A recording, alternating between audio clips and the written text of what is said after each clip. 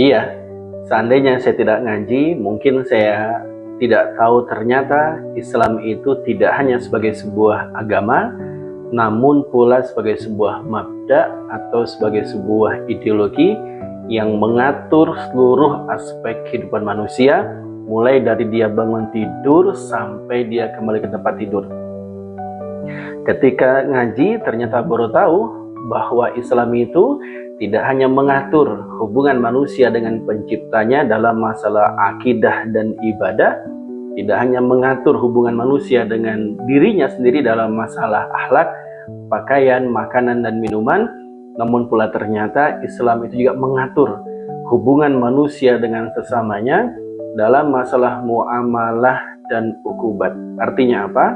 Inilah kesempurnaan agama Islam yang meliputi 3 dimensi dalam kehidupan manusia.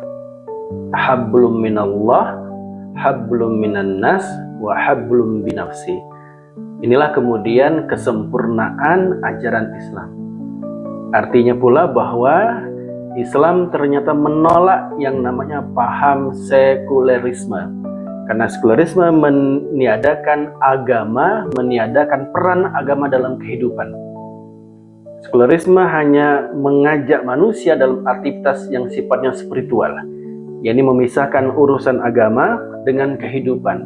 Kita dibiarkan terkait dengan ibadah spiritual kita, ibadah ruhiyah kita. Kita berhubungan dengan Allah dalam masalah ibadah kita, sholat, kita puasa, kita zakat, kita haji. Tapi dalam aktivitas kehidupan dunia, sekulerisme menjauhkan agama dalam kehidupan. Ternyata ketika kita ngaji, kita semakin tahu bahwa Islam itu adalah aturan yang mengatur seluruh aspek kehidupan manusia, baik dalam masalah urusan yang berkaitan dengan ibadah spiritual, ibadah mahdoh, ataupun pula dengan ibadah ghairu mahdoh, ibadah yang berkaitan dengan hubungan kita dengan manusia lainnya. Inilah pentingnya kita untuk terus belajar, terus ngaji, untuk bisa membedakan mana perkara yang baik, mana perkara yang buruk.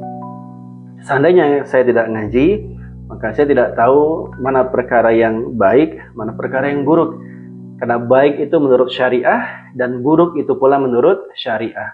Tidak heran kemudian Abdullah bin Mubarak mengatakan, Ajibtu liman lam yaslu bil ilma kaifa tad'uhu nafsuhu ila makrumati.